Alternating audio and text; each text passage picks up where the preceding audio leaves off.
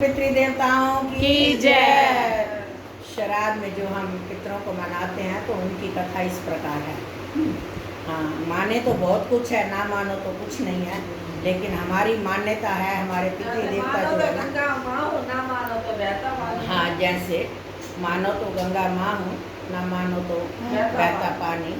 तो हमारे जो पितृ देवता है ना, बहुत हमारे ऊपर आशीर्वाद देते हैं, तो इसीलिए उनको ज़रूर अपनाना चाहिए, उनकी मान्यता करनी चाहिए, उनके निमित्त कुछ ना कुछ हमें ज़रूर देना चाहिए। कभी पितृ खाते नहीं हैं, अनुभव आभास करते हैं, खुशबू लेते हैं, खाते तो हम हैं, हमारा परिवार खाता है, लेकिन वो अनुभव करते हैं, वो देखते हैं कि मेरे को याद करते हैं कि नहीं, हमें याद करते हैं कि नहीं, ये होता है पितृ भाव।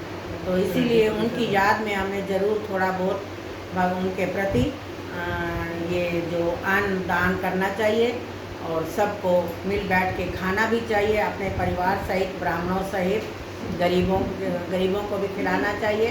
तो इसमें बहुत लाभ मिलता है, घर में वृद्धि, धन धान्य की वृद्धि और संतान उत्पत्ति और खुशियाँ नसीब होती हैं। तो इसीलिए इनके प्रति एक कथा है। और एक बाप के दो बेटे, एक बड़ा बेटा और छोटा, एक जेठ, जिसका नाम था, छोटे का नाम था जेठा और बड़े का नाम था सैपे नाम है भैया।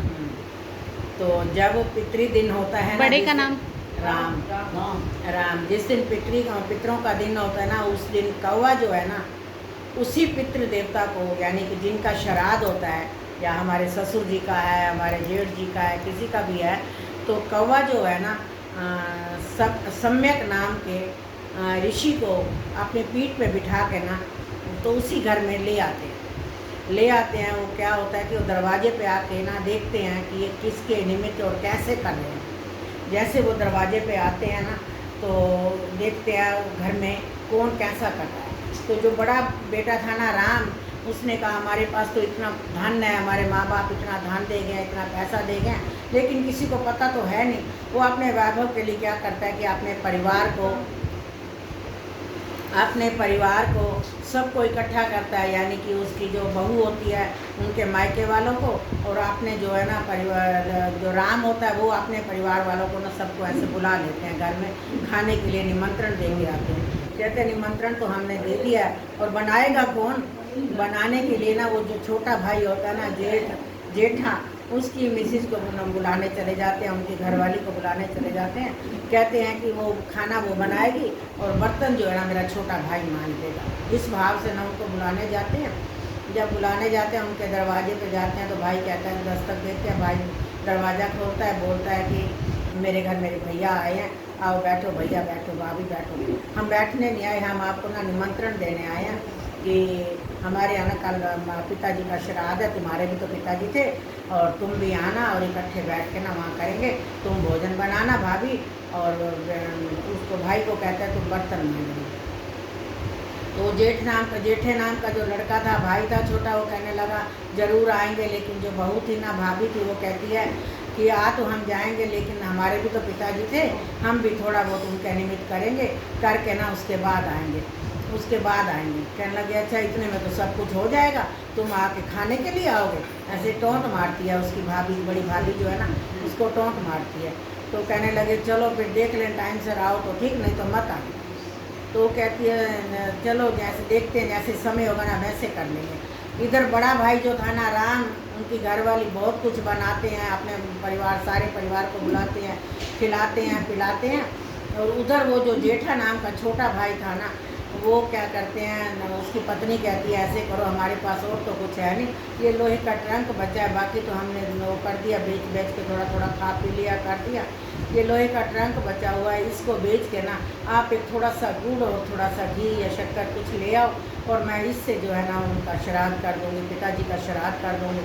वो कहते हैं तूने सब कुछ तो अपना ख़त्म कर दिया। लोहे की पेटी, उनकी आँखों में आंसू आ जाते हैं।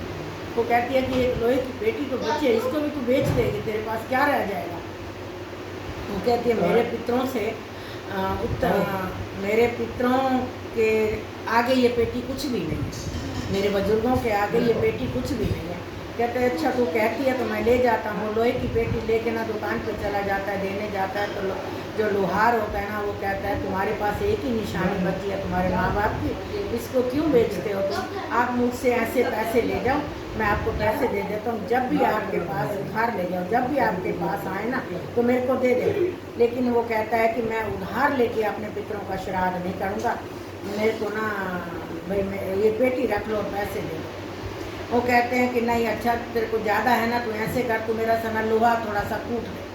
तेरे को ऐसे लगता है ना मैं उधार नहीं लेता, तू मेरा थोड़ा सा लोहा कूट ले। लोहा कूटेगा ना तो उसके बदले में मैं तेरे को जो तेरी कीमत होगी, कमाई का पैसा होगा, मैं तेरे को दे दूँगा। तो उससे अपना जो लेना गुड़ घी जो लेना ना ले लेना। कहता है ये ठीक है। वो उसका लोहा कूटता है और जो पैसे मतलब उसको कमाई के मिलते हैं, मजदूरी के मिलते हैं, वो पैसे लेके पेटी भी ले आता है और मजदूरी के पैसे लेके आता है और थोड़ा सा गुड़ और थोड़ा सा घी लेता है, घर आ जाता है। जब वो घर आता है तो वो ना लकड़ियों से आग जलाती है, आग जला के ना उसमें आहुति, हमारे ब्राह्मण जब श्राद्ध तर्पण करवाते हैं, श्राद्ध करवाते हैं ना, तो उसके बाद वो ना अग्नि में आहुति जरूर दिलवाते हैं। तो उसने भी क्या किया कि अग्नि से आहुति, क्योंकि मैंने पहले कहा है कि आभास होता है, उनको खाते नहीं हैं पितरी जो होते हैं ना, खाते नहीं पितरी देवता हमारे, तो वो एक वो लेते हैं, आभास करते हैं भाई हमारे लिए ये बहुत कुछ कर रहे हैं। तो वो क्या करती है, आग जलाती है और वो गुड़ की आहुति देती है और घी की आहुति देती है। तो उसमें से जो वो निकलती है ना, खुशबू निकलती है, तो उस खुशबू जो है ना, उसके पितरी जो दरवाजे पे खड़े होते हैं ना, वो पितरियों को वो खुशबू मिलती है, वो बड़े प्रसन्न होते हैं।